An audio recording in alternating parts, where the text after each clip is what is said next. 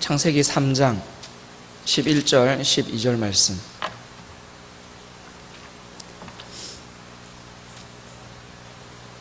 창세기 3장 11절 12절 말씀 제가 읽어드립니다. 이르시되 누가 너의 벗었음을 내게 알렸느냐? 내가 내게 먹지 말라 명한 그 나무 열매를 네가 먹었느냐? 아담이 이르되 하나님이 주셔서 나와 함께 있게 하신 여자 그가 그 나무 열매를 내게 주므로 내가 먹었나이다. 아멘. 오늘 말씀의 제목은 기독교 세계관으로 본 타락입니다. 타락에 대한 이야기를 제가 좀 하려고 합니다. 미국에서 있었던 일입니다. 주일 저녁에 두 명의 젊은이가 같이 타락하기로 같이 마음을 모았답니다. 우리 한번 타락해보자. 같이 둘이서 결심을 했답니다. 그리고는 같이 도박장을 찾아갔답니다. 도박장을 찾아가는 길에 보니까 도박장 바로 옆에 교회가 하나 있는 겁니다. 지나가면서 그냥 무심코 청년 두 명 중에 한 사람이 그 교회 입구에 적혀있는 그 주일에 예배 설교 제목을 본 겁니다. 보니까 죄의 싹은 사망이요 라고 적혀있는 겁니다. 죄의 싹은 사망이요 라는 그 얘기를 듣고 이 두 사람이 같이 도박장으로 들어가다가 타락하기로 결심하고 또 같이 도박장으로 들어가다가 한 청년이 그 제목을 보고 가슴이 찔린 겁니다. 내가 이러면 안 되지. 그래도 내가 이러면 안 되지. 찔린 겁니다. 그래서 옆에 있는 친구한테 이야기합니다. 우리 타락하기로 했던 거 그만두자. 그만두고 예배 드리자. 이야기합니다. 그런데 옆에 친구가 끝까지 고집을 부립니다. 그게 무슨 소리냐? 하기로 했으면 해야지. 중도에 포기하는 게 어딨냐? 그래서 한 사람은 그대로 도박장으로 들어갔고 한 사람은 마음의 찔림을 받아서 죄의 싹은 사망이라는 그 설교를 들으러 교회로 들어갔습니다. 자, 여기서 두 사람의 인생이 갈라졌습니다. 그리고 그때로부터 딱 30년이 지났습니다. 30년이 지난 후에 한 사람은 미국의 대통령이 됐고 한 사람은 대통령이 됐다는 그 소식을 감옥에서 들었습니다. 그 대통령의 이름이 누군가 제가 막 찾아봤습니다. 책이 안 나오길래 그런 사람이 누군가 싶어서 제가 찾아봤더니 미국의 22대 대통령 클리블랜드 대통령이라는 사람이었답니다. 인생의 갈림길에서 한 사람은 그래도 예배드리자 그러고 교회를 들어갔고 한 사람은 무슨 소리냐 타락하기로 결심했으면 타락해야지 그리고는 도박장으로 들어갔는데 도박장에 들어간 그 친구가 감옥에서 깜짝 놀란 거죠. 그때 그 친구가 대통령이 됐다는 소식을 듣고 죄를 쫓아가는 삶 그리고 하나님의 말씀을 쫓아가는 삶 그때는 그게 뭔 차이 있을까 싶습니다. 도박하고 나오면 그리고 예배드리고 나오면 똑같아 보이니까요. 도박장에서 도박을 실컷 하다가 나온 사람이나 교회 가서 예배드리고 나온 사람이나 그냥 생긴 건 비슷하게 생겼습니다. 사는 모습도 어쩌면 비슷하게 살아갈지 모르겠습니다. 그런데 그러한 작은 삶의 모습 하나하나가 작은 습관 하나하나가 그 사람의 인생을 그렇게 이끌어가는 겁니다. 죄 짓는데 익숙한 사람은 그 죄에 익숙한 사람처럼 그리고 하나님 앞에 예배 드리는데 익숙한 사람은 또 그 사람처럼 그렇게 인생이 다듬어져 가고 만들어져 가는 거죠. 하나님께서는 사람을 피조물의 가장 대표적인 사람으로 대표주자로 그렇게 만들어 놨습니다. 그리고는 인간으로 하여금 이 피조물을 통치하고 다스리게끔 했습니다. 에덴 동산 얘기입니다. 아담과 하와에게 그 모든 것들을 통치하고 다스리라고 이야기하셨습니다. 그리고 실제로 아담과 하와는 그곳을 다 다스렸습니다. 아담이 부르는 것이 그 피조물의 이름이 되었습니다. 너는 코끼리다 그러면 그게 코끼리였고요. 사슴아 그러면 그게 사슴이었습니다. 부르는 그대로 이름이 되었습니다. 창조는 하나님이 하셨는데 다스리고 하는 모든 것들은 사람에게 그 권한을 부여하셨습니다. 그런데 딱 하나가 있었습니다. 선악을 알게 하는 나무. 그 동산 정중앙에 있는 선악을 알게 하는 나무 그것만큼은 하나님께서 먹지 말라고 제한을 걸어두셨습니다. 사람들은 왜 하필 그런 걸 해놨을까? 그런 거 없었어도 얼마든지 좋았을 텐데 그런 거 없었으면 더 좋았을 텐데 차라리 그거 없었더라면 죄도 안 지었을 텐데 라고 이야기하지만 사실은 그 선악을 알게 하는 나무는 하나님께서 하나님의 백성들에게 복을 주시기 위한 특별한 장치였습니다. 내가 주인이잖아요. 내가 부르는 대로 이름이 됐고 내가 먹고 싶은 건 마음대로 먹고 내가 하고 싶은 대로 마음껏 하고 살다가도 그 선악을 알게 하는 나무만 딱 쳐다보면은 내가 주인이 아니구나 하나님이 주인이시구나 하나님을 알 수 있었거든요. 그래서 하나님이 아주 사람들을 배려하시면서 제일 잘 보이는 동산 정중앙에다가 그 나무를 갖다 놓은 겁니다. 차라리 저 구석에 숨겨놓지. 아니요, 사람들 잘 봐야 되거든요. 이 아담과 하와가 잘 봐야 됩니다. 봐야 볼 때마다 하나님을 생각하고 하나님을 떠올릴 수 있기 때문에 하나님의 깊은 배려로 동산 정중앙 거기에 그 선악을 알게 하는 나무를 심어 놓은 겁니다. 그리고 이 아담과 하와는 모든 것을 자기 마음대로 하며 살다가도 그 선악과를 볼 때마다 하나님을 떠올리면서 하나님과 자기와의 관계를 생각하게 됐던 겁니다. 선악과는 저주의 나무가 아니라 축복의 나무였습니다. 하나님을 잊어버리지 않도록, 하나님을 꼭 기억하도록 만들어주는 복된 나무였습니다. 자, 그런데 거기에서부터 결국은 죄가 시작이 됩니다. 죄가 시작이 됩니다. 본래는 하나님이 만드신 본래 애시당초의 사람은 죄가 없는 깨끗한 사람이었습니다. 그런데 사탄이 옆에서 장난을 칩니다. 그리고는 결국은 그 아담과 하와가 죄를 짓도록 만들어버립니다. 바로 그 선악을 알게 하는 나무의 열매를 먹게 만들죠. 죄가 여러분 뭐라고 생각하십니까? 죄. 해서는 안 될 짓을 하는 것. 그게 우리가 흔히 말하는 죄입니다. 맞습니다. 맞는데 해서는 안 될 짓을 하는 것 해버리면요, 죄의 한 부분만 이야기하는 겁니다. 죄에 대해서 정확하게 이야기하기 위해서는 죄는 하면 안 될 짓을 하는 게 죄가 아니고 하나님 말씀에 불순종하는 게 죄입니다. 선악과를, 여러분 요거는요 조금 어려운 얘기인데 한번 잘 들어보십시오. 선악과를 내가 따 먹은 게 죄가 아닙니다. 먹지 말라고 했는데 먹었으니 이게 죄인 겁니다. 그러니까 선악과를 따먹는 그 행위 자체가 죄는 아닙니다. 하나님이 먹지 말라고 했는데 그걸 먹었으니까 그게 죄가 되는 겁니다. 만약에 하나님이 선악과를 먹으라고 이야기하셨더라면 선악과를 먹는 행위 그 자체는 절대 죄가 될 수 없습니다. 왜냐하면 그건 순종이니까요. 그런데 선악과를 먹는 그것이 죄일 수밖에 없는 이유는 하나님이 먹지 말라고 했는데 먹어서 그게 죄가 되는 겁니다. 만약에 여러분 주일에 아무도 교회 올 필요 없고 집에서 쉬어라고 하나님이 만약 그렇게 명령하셨으면 예배 안 드리고 집에서 쉬는 게 순종하는 거죠. 그게 잘하는 일입니다. 왜? 하나님이 그렇게 말씀하셨다면요. 근데 왜 주일에 예배 안 드리고 집에 있는 것이 왜 우리가 죄책감을 가지고 그걸 죄라고 이야기합니까? 하나님이 하나님 앞에 나와서 예배 드리라고 했는데 예배 안 드리고 딴 데 있으니까 그걸 죄라고 이야기하는 겁니다. 그러니까 예배 안 드렸다, 그게 죄가 아니고 드리라고 했는데 안 드렸다, 그래서 죄입니다. 그러면요 이런 것도 있습니다. 죄가 하지 말라는 것을 하는 것, 이게 죄가 아니고 불순종이라는 개념에서 보면 하라 그랬는데 안 하고 가만히 있는 것도 죄입니다. 왜? 불순종이니까요. 그러니까 죄라는 게 내가 뭔가 나쁜 짓을 하는 게 죄가 아니고 불순종하는 게 죄입니다. 그러다 보니까 뭘 안 해도 그냥 가만히 있어도 죄가 될 수 있습니다. 하나님을 찾으라 그랬는데 안 찾으면 죄고요. 복음을 전하라 그러는데 안 전하면 죄고요. 이게 그러니까 뭔가를 하는 게 죄가 아니고 죄 그러면 불순종하는 것, 하나님의 말씀에 불순종하는 것, 이게 죄라는 거죠. 이 최초의 불순종이 이 에덴 동산에서 나왔습니다. 먹는 것 자체는 죄가 아니었습니다. 그런데 하나님이 먹지 말라 그랬는데 그걸 먹어서 그게 죄가 되는 겁니다. 그리고는 그 죄는 결국은 점점 커졌습니다. 그게 죄의 특징이죠.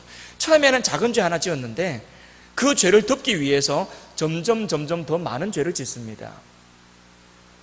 지금 TV에 그러고 있지 않습니까? 자기가 지은 죄를 덮기 위해서 자꾸 거짓말을 지금 하고 있지 않습니까? 그리고 거짓말하는 것들이 하나씩 드러나고 있지 않습니까? 지금도 계속 모른다, 기억 안 난다, 지금 TV에서 계속 그러고 있지 않습니까? 전혀 기억이 나지 않습니다, 뭔지 모르겠습니다. 나중에 그 뒷감당 어떻게 하려고 그러는지 모르겠어요.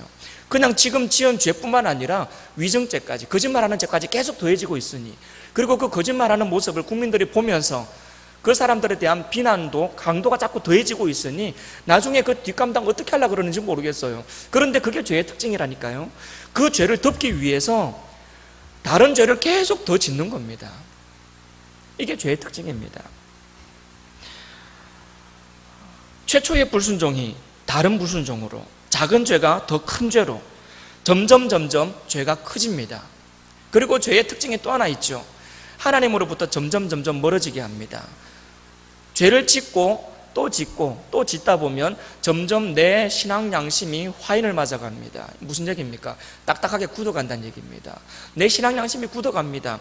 처음에는 어떤 죄를 지으면 내가 죄 지었구나 마음이 아팠는데 그 죄를 또 지었습니다. 또 지었네. 마음이 아픕니다. 세 번째 또 짓습니다. 또 죄를 지었네. 네 번째 또 짓습니다. 참. 다섯 번째 또 짓습니다. 이제 죄인지 잘 모릅니다. 여섯 번째 짓고 또 일곱 번째 짓습니다. 이제는 생활입니다. 더 이상 죄라고 생각도 안 합니다. 하나님으로부터 점점 멀어지게 만듭니다. 뭐가요? 죄가요. 죄가 뭡니까? 하나님의 말씀에 불순종하는 겁니다. 하나님 말씀에 불순종하는 것이 결국 우리를 하나님으로부터 점점 멀어지게 만듭니다. 아담도 마찬가지입니다. 점점 죄가 커집니다. 처음에 그냥 그 선악과를 먹고 나서 하나님이 뭐라 그러실 때에 잘못했습니다라고 그냥 하나님 앞에 나와서 바짝 엎드렸으면 됐어요. 차라리 그게 더 나을 뻔했습니다. 핑계를 댔지 않습니까? 저 여자가 줘가지고 먹었다. 저 여자가 하나님이 나한테 주신 여자 아니냐? 하나님이 주신 저 여자가 나한테 저걸 줘가지고 그래서 먹었다. 결국 죄는 또 다른 죄를 낳고 그 죄는 그런 식으로 점점 커져갑니다. 그래서 우리는 내 삶 속에 죄가 들어왔다는 것을 깨닫는 순간 바로 연결고리를 끊어버려야 됩니다. 그 죄에 대한 연결고리를 끊어야 됩니다. 끊지 않고 이 정도쯤이야 어때 하다 보면 결국은 그 죄가 나와 하나님과의 관계를 점점 멀어지게 만듭니다. 내 신앙 양심을 점점 딱딱하게 굳어버리게 만듭니다. 그래서 처음에는 죄 지은 것 때문에 가슴 아파했고 그것 때문에 막 회개도 많이 했었는데 나중에는 그 죄를 지으면서 아무런 양심의 가책도 없고 거리낌도 없고 그걸 죄라고도 생각 안 하고 그냥 그렇게 살아가는 거죠. 분명히 알고 있습니다. 여러분 스스로 한번 생각해 보십시오. 여러분 머리로는 그게 죄인 것을 알고 있습니다. 생각해 보십시오. 남 생각하지 말고 자기 자신을 한번 생각해 보세요. 내 삶 속에 어떤 죄된 모습, 하나님 앞에 불순종하는 모습, 하나님께서 싫어하실 만한 그 무언가가 있는지 없는지 한번 살펴보세요. 자기 모습 속에 분명히 생각 조금만 해보면 그게 죄인 것을 알 수 있습니다. 그런데 여러분 그 죄에 대해서 얼마만큼 죄책감을 가지고 살아가느냐는 말입니다. 별로 죄책감 안 가질걸요. 분명히 머리로는 이론적으로는 그게 죄라고 생각하면서도 불구하고 별로 죄의식 안 가지고 그냥 그러려니 해버릴 겁니다. 왜냐하면 우리는 이미 죄에 대해서 많이 익숙해졌기 때문에 그렇습니다. 정상이 아닙니다. 주변 사람들이 다 그렇다고 해서 그게 정상이라고 말하면 안 됩니다. 여러분 신앙 양심으로 정확하게 한번 생각해 보십시오. 그 모습이 정상인지 아닌지. 하나님의 사람이 하나님의 말씀에 불순종하고 하나님이 싫어하시는 일을 지속적으로 습관적으로 하면서도 불구하고 하나님 앞에 전혀 부끄러움도 없고 죄의식도 없고 그냥 그러려니 해버린다면 어떻게 그게 정상이라고 말할 수 있겠습니까? 아픈 어디가요? 몸 어딘가가 다치면 아픈 게 정상입니다. 몸 어딘가가 다치면 아파야 정상입니다. 다쳤는데도 불구하고 고통이 안 느껴진다. 비정상이죠. 분명히 몸 어딘가가 고장이 났는데 고장이 났는데도 불구하고 이상 증상을 못 느끼고 있다. 그다지 사는데 불편함을 못 느끼고 있다. 이거 이상이 문제가 큰 겁니다. 정상이 아닌 겁니다. 몸 어딘가가 고장이 나면 아파야 됩니다. 아파야 아픈 것 때문에 병원 가서 빨리 고치죠. 아픈 걸 알아야 병원 가서 고치죠. 아픈데도 불구하고 아픈 걸 못 느끼면 그게 결국은 우리를 더 망하게 하는 겁니다. 아파도 아픈지 모르고 그냥 있다가 나중에 그 병이 커져서 나중에는 손은 못 쓰지 않습니까? 죄가 그렇다니까요. 우리 영혼을 좀먹는 죄가 그렇습니다. 죄가 그래요. 죄가 우리 마음속 깊이 들어오면서 그것을 점점 느낌이 무뎌지게 만들어버립니다. 그래서 사람들은 죄를 죄인 줄로 모르고 그냥 삽니다. 그러다 보니 나는 점점 하나님으로부터 멀어지게 됩니다. 그리고 어느 날 정신을 번쩍 차리고 나면 내가 지금까지 뭐하고 살았나 싶습니다. 내가 왜 그랬나 싶은 때가 오는 거죠. 그게 죄입니다. 우리 모습 속에 바로 그와 같은 죄의 모습이 있는 것을 여러분 지식으로 알 수 있다면 여러분의 신앙적인 경험으로 내가 그 모습은 죄가 있구나, 그 모습은 죄구나, 그 모습은 잘못됐구나 라는 것을 여러분 신앙 양심 내지는 신앙적인 지식으로 그걸 죄인 것을 알게 됐다면 빨리 그것을 죄인 줄로 가슴으로 깨닫고 그 죄로부터 돌아서야 됩니다. 그래야 우리의 영혼이 하나님 안에서 회복될 수 있습니다. 괜찮다 괜찮다 뭐 다른 사람들도 다 그런데 뭐 괜찮아 괜찮아 누구 소리입니까? 마귀 소리입니다. 여러분, 그거 사탄 소리입니다. 그걸 우리가 잘 분별해야 되는 겁니다. 우리는 지금 처음에 아담 얘기를 하다가 지금 이렇게 이야기가 진행이 됐는데, 자, 아담이 죄를 지었습니다. 선악을 알게 하는 그 나무 열매를 먹었죠. 그리고는 그 아담이 타락을 합니다. 그러면 아담의 타락하고 나하고 도대체 무슨 상관이 있습니까? 그 사람이 타락한 거하고 오늘 나하고 무슨 상관이 있습니까? 아담은요, 인류의 대표답니다. 성경에 보시더라도 아담 한 사람이 죄를 범하여서 온 인류 가운데 죄가 들어왔습니다. 그래서 애시당초 처음에 하나님이 창조하신 사람은 죄가 없는 깨끗한 사람이었는데, 아담 이후로 죄 속에서 태어난 모든 그 후세의 사람들은 아담이 죄가 있는 상태에서 모든 인류의 후손들이 나왔기 때문에 원죄라는 것을 가지고 태어났습니다. 그래서 이 속에는 죄성을 가지고 태어납니다. 그래서 사람을 갓난아기를 어떤 교육이나 이런 사회적인 이런 거 없이 그냥 가만히 놔두면 착해지기보다는 나빠진답니다. 착한 사람 되기보다는 나쁜 놈이 된답니다. 가만히 놔두면 그렇게 된대요. 이걸 이제 계속해서 끊임없는 교육과 옆에서 이제 사랑과 관심으로 돌보고 하는 이런 과정들을 통해서 그래도 좀 나은 사람으로 만들어 놓는 거지, 그냥 중간에 그런 교육적인 과정 없이 그냥 가만히 놔두면 나쁜 놈 된답니다. 왜? 죄성을 가지고 있기 때문에 그렇습니다. 그래서 우리는 좀 억울할 수도 있습니다. 나는 죄 지은 것도 없는데 왜 내가 죄인으로 태어나가지고 죄인이어야 하는가? 좀 억울할 수 있습니다. 근데요, 억울할 거 하나도 없습니다. 만약에 여러분이 에덴 동산에 아담 자리에 있었다면 여러분들은 과연 죄 안 짓고 깨끗하게 살았을까요? 어느 누구도 자신 있게 말 못합니다. 그리고 억울하지 않아도 될 더 중요한 이유, 한 사람 아담이 죄를 지어서 우리가 죄인이 되었는데, 또 마찬가지로 나는 그 죄를 해결할 수 있는, 죄를 용서받을 수 있을 만한 아무런 자격이 없는데 한 사람 예수님이 십자가에서 순종하심으로 내 죄가 용서받았습니다. 그래서 사실 우리는 억울할 게 없는 사람입니다. 아담이 죄지어서 죄인이 됐는데 예수님이 순종해서 의인이 되었으니 십자가를 믿는 하나님의 백성들은 그것 때문에 천국을 약속받고 구원을 받았으니 사실 뭐 아담 때문에 억울할 거 하나도 없는 사람들입니다. 그저 감사만 있을 뿐이죠. 아담이 창조받은 상태, 죄가 없는 상태, 그러나 죄가 없는 그 상태에서도 아담은 사탄의 유혹에 그렇게 넘어지게 됩니다. 하물며 우리가 이 죄성을 가지고 태어났고 지금까지 이 죄성을 가지고 살아가고 있는 우리가 사탄의 유혹에 얼마나 여러분 쉽게 넘어지겠습니까? 요거는요, 나는 죄 안 짓고 살 수 있다 그러면 거짓말하는 사람이죠. 나는 죄 안 짓고 살 수 있다, 거짓말하는 사람입니다. 그런 사람은 없습니다. 의인은 없나니 하나도 없고, 우리 하나님이 말씀하신 거죠. 스스로 죄 없다 하면 하나님을 거짓말하는 사람으로 만든다. 요한 1서 말씀이죠. 하나님 앞에서 우리 모든 인생들은 다 죄인입니다. 어느 정도로 죄를 지었을까요? 천국 갈 수 없을 만큼 전적으로 타락했고 전적으로 부패했습니다. 그게 우리 인간에 대한 평가입니다. 그래서 우리는 이 죄 문제를 우리 스스로 컨트롤할 수가 없습니다. 죄 안 지어야지. 이게 죄인 것을 알기 때문에 내가 이 죄 안 지어야지. 여러분, 그렇게 다짐하고 결심하고 기도하면 그 죄 안 지어지던가요? 참 이게요, 그래도 죄 지어집니다. 이거 분명히 내가 죄인 줄을 알면서, 그리고 실제로 기도도 하는데 내가 이거 돌아서게 해주십시오, 이 죄 안 짓게 해주십시오라고 기도도 하는데 안 돌아서집니다. 이게 참 사람 환장할 노릇이죠. 정말 답답한 노릇이죠. 나는 정말 이게 죄인 줄을 아는데, 내가 이거 잘못된 걸 아는데, 그래서 이거 여기 죄로부터 돌아서고 싶은데, 그걸 위해서 노력도 해보고 그걸 위해서 기도도 해보고 다짐도 해보는데 죄로부터 떨쳐질 수가 없는 겁니다. 왜 그렇습니까?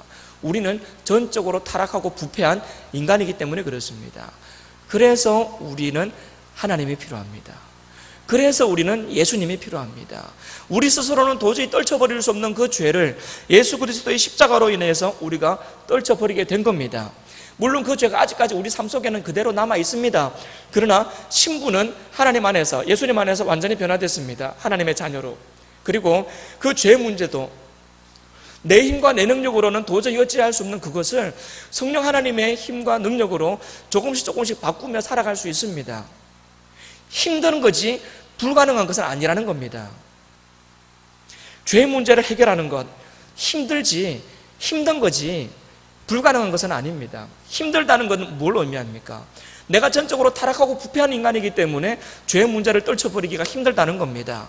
그런데 불가능한 게 아니라는 얘기는 무슨 얘기입니까? 내 힘으로는 도저히 할 수 없는 그 일을 성령 하나님의 도우심으로 할 수 있기 때문에 불가능한 건 아니라고 이야기하는 겁니다.